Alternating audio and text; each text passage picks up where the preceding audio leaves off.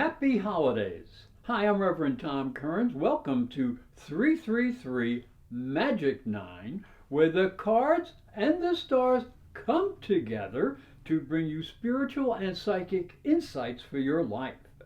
You can subscribe, hit the little bell below for notifications of new videos, and prepare for the new year with a special discount on private readings. Just go to my website, internetpsychicreadings.com. The link is below. Now, let's take a closer look at the power of the tarot cards and stars. Virgo, the card for the first week of the month is the Sun card. Now, this is the happiest card and the most optimistic card in the tarot deck. And this is really fitting because we're going to have the Sun, Mercury, a new moon, Venus, all in the sign of Sagittarius, and that is the most optimistic and happiest sign of the zodiac. And this is a happy time of year. So Mercury will be in your fourth house, and he's going to be joining the Sun, and that'll increase your sensitivity to your family members. You can communicate more clearly. It can eliminate confusion at home, and perhaps even bring a whole new direction in home and family issues. Neptune is here in your seventh house, and he can bring more love and spirituality into relationships. You can build spiritual bonds that will last longer than any kind of money in the bank. And Neptune is trine to Venus in the third house, and that can help open up your mind to some really new and deeper understandings. There's just a sense of beautiful ideas that are surrounding you, but you do have to find a way to express them outward, and that will help you enjoy life on a much higher level. The card for the second week of the month is the Six of Wands. This is called the Victory card. Now, all of us who have lived through this year and have had any type of success or survival even, we deserve to feel like victors because there have been quite a few challenges that have faced us. So remember, you have gotten through this year, you have survived, and things will be getting better. So what is happening here is you're going to have the Sun in the fourth house, and this will bring new energy into your home and family situation.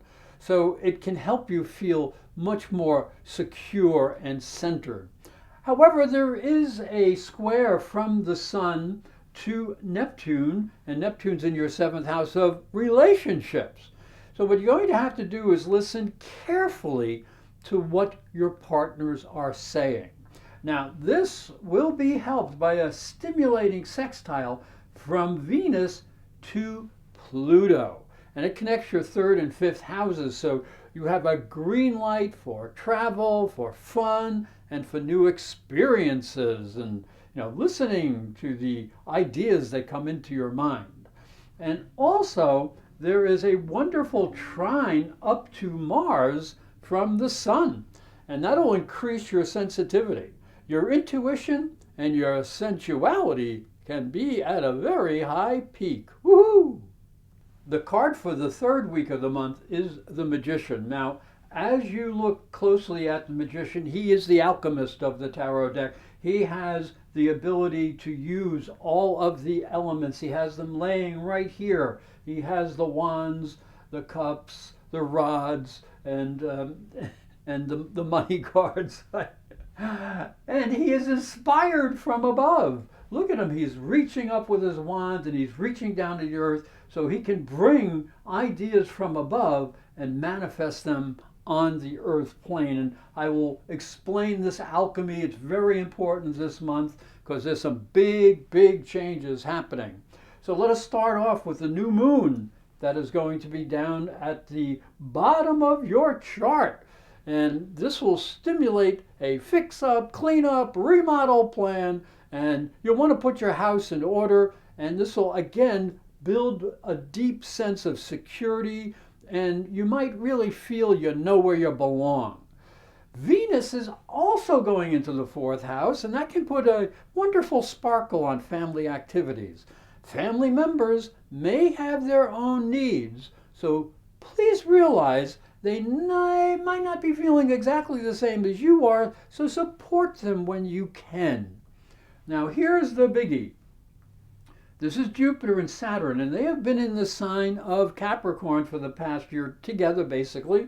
Saturn for 2.5 years in actuality, and Pluto's there as well. And all of that energy has brought all this heaviness and all this conflict into our world, and it's been especially expressed through our government. I mean, Capricorn rules government structures.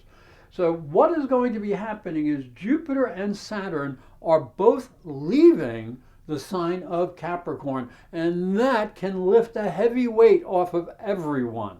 So when Jupiter and Saturn are together and they're moving into the sign of Aquarius, Jupiter brings optimism, Jupiter brings new opportunities.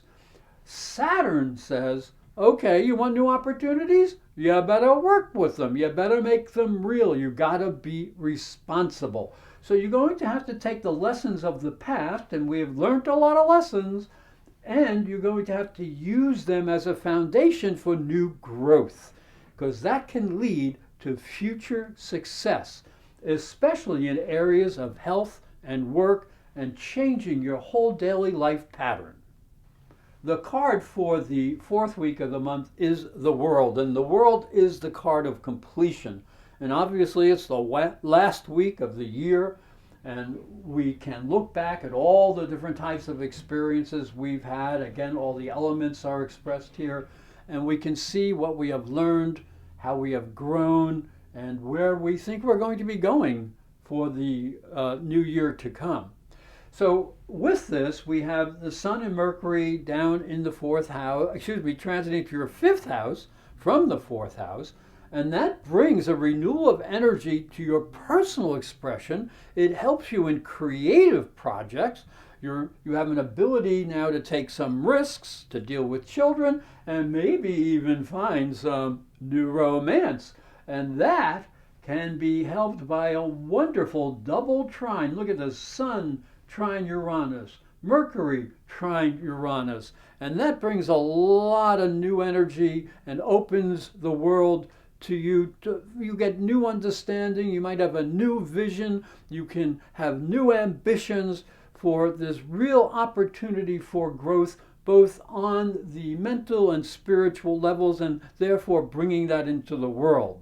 And Venus transiting down here into your fourth house brings a sense of enjoyment to intimate family activities and actually can help you feel a little bit more secure. However, there is there's always a little challenge, and that is that Venus is squared Neptune. Now, this can bring challenges through relationships, through contracts, dealing with the public, things of that nature. So what you need to do when Venus is squared Neptune is to watch what you do, watch what you say, guard your reputation. And if you do that, then there is less harm that can be done to you. And maybe you can even join the lower love nature with the higher spiritual love nature. And that would be a great thing to do. Hi, I'm Reverend Tom Kearns, and this is my story. If you are a spiritual seeker, it may help you on your journey. I believe your spiritual development is as important as your religion. If you look at Christianity, it focuses on the life of Jesus. But Jesus was never a Christian. He was Jewish. If this thought intrigues you, you'll enjoy my new book, Light from Water, Freeing Jesus. It's available on Amazon.com and through fine bookstores. And it may help you on your spiritual journey. I'd like to thank you for watching and thank you for listening. Remember to subscribe because these videos are free, and hit the little bell for notifications. And for a special offer, visit my website internetpsychicreadings.com.